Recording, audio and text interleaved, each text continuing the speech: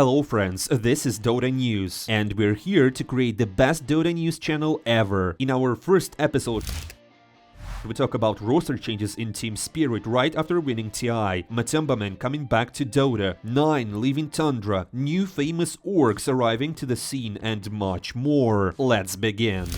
First of all, we're gonna talk about another org that's making a Dota lineup. Monte has a pretty good roster in CS too, so the org has good chances to enter the race in creating a very intense Dota team. And here's what an Eastern European insider told. Overall, Monte is thinking about a Dota 2 lineup. If there will be one, we are unlikely to see players from Russia there. People already talk about a famous player or coach in the lineup. But who could it be? Someone who recently announced his desire to return to Esports, and his good friend who decided to find a team for coaching. I wonder who the Dota lineup will be built around. Maybe they can pick a veteran of some sort, or just use young blood, I have no idea. Or maybe the legendary Always One of Fly will join, who just recently coached Talon and SMG. Anyways guys, if you have any suggestions or insights, you can write them in the comments below.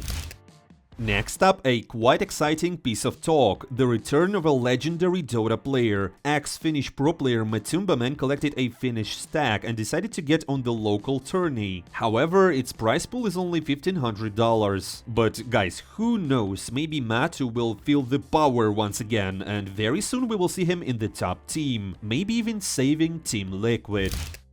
Let's get back to roster changes. This time, Entity's mid laner Stormer left the team. He was on the roster for 2 years, which is a pretty long deal for a pro in Dota. Here's the official statement released by the org. Sometimes it's time for changes. From now on, Stormer is moved from our active to inactive roster. He's free to discover new possibilities. Thank you for the past 2 years and everything that you gave for Entity. All the best for your future. Honestly, Entity looked a bit shaky during TI, so the roster changes were inevitable. But I think their mid player will not be lost. He's a pretty good both individually and as a team player. Entity's captain and post 5 player, Fishman, of course, after such a change in the lineup, was upset. Here's what he said about the reshuffle. All I can say for now that I've become very good friends with Stormer over these 2 years, and I'm very sad that our story has ended. Daniel is a professional with a capital letter. He's the kind of person who is never late. He's the man who will always play a pub before the prax. The person who will find the right words to support a teammate who is in a bad mood. I'm sorry about that. It's honestly a very sad story because Storm is a great guy and I know it, and after you're playing 2 years with a team, you're emotionally tied to them, and now they have to move on. But it's esports, you know? Maybe with a new mid laner the team will find the key to play better next season. Also, one of the Entity's players, if he will stay with the team, dropped a very interesting insight.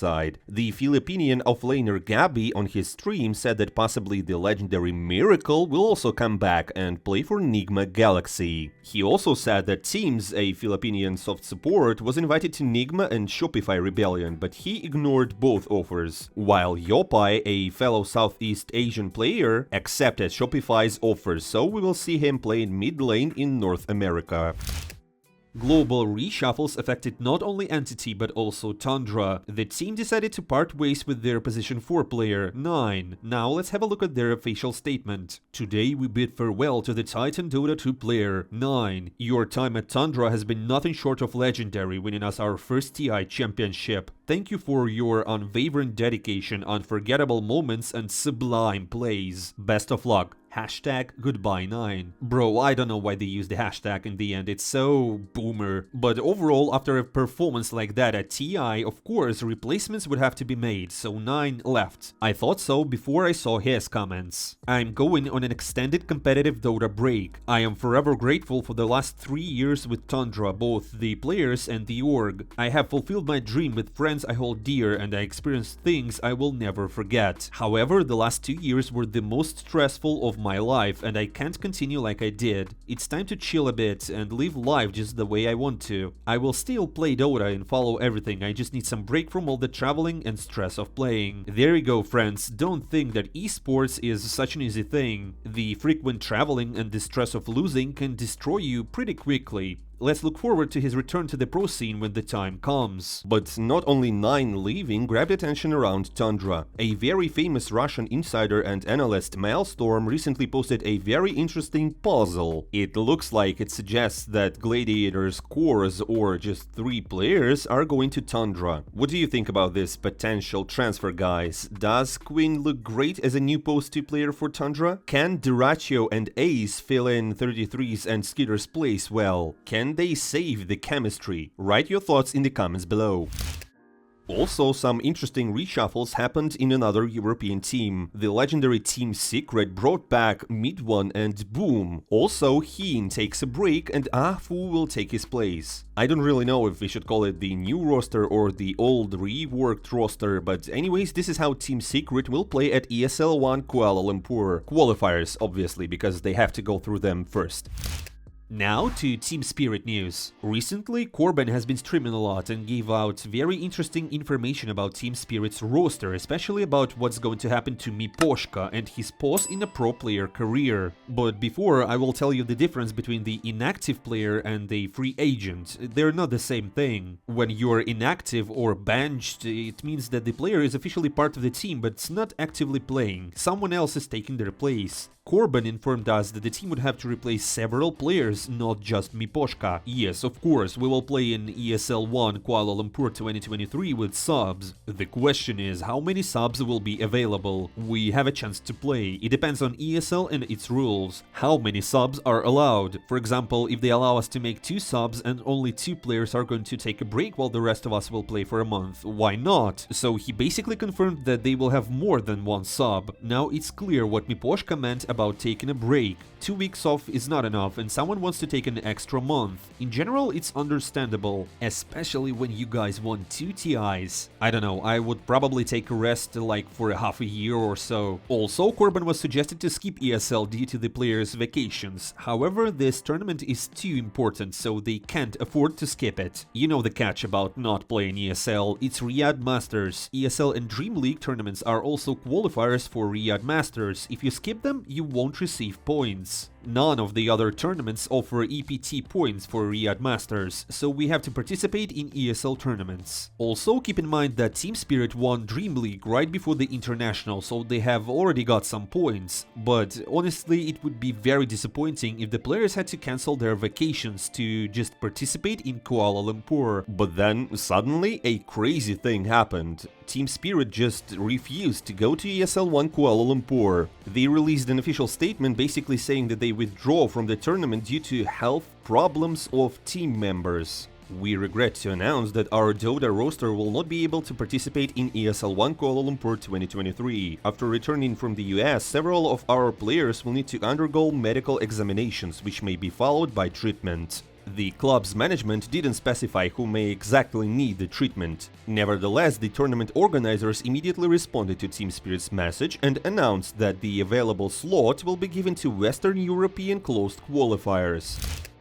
Let's also give a brief check on what's happening in North America. Shopify Rebellion lost 3 players. Abed, Crete and Fly left the team. And also, Arteezy announced that he's going to join Kick as a streamer. So basically, if Arteezy is going to continue play on the competitive scene, they need to fully rebuild their roster because they have no players left. Although, as we noticed earlier, Yopai may join the team as the mid laner.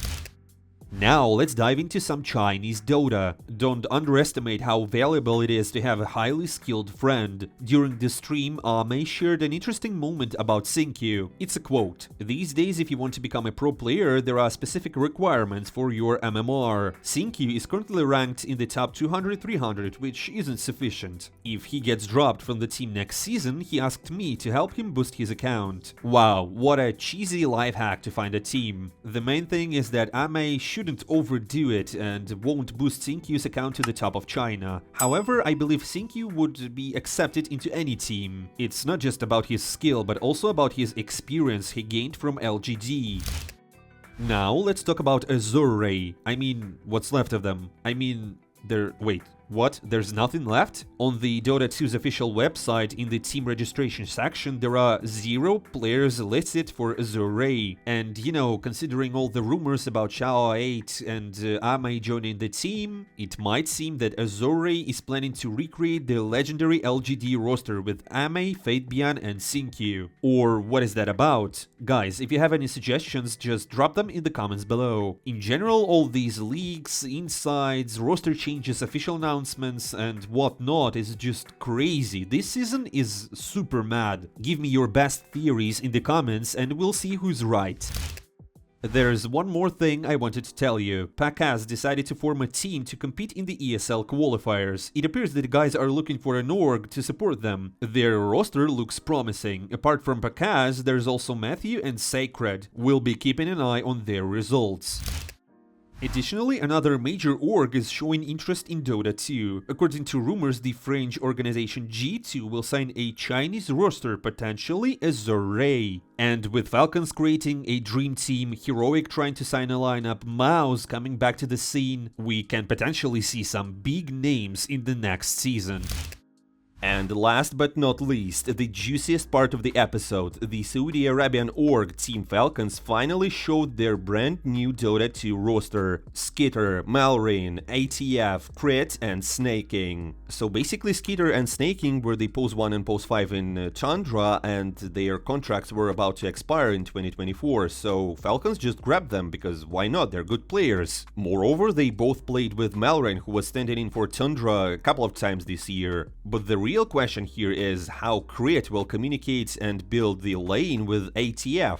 Guys, what do you think? Will this star dream team roster achieve something or not? Drop your thoughts in the comments below. That's all from me, friends. Don't forget to hit that like button and subscribe to the channel. I will be back really soon with more Dota news. I'm not saying goodbye for a long time. See you soon.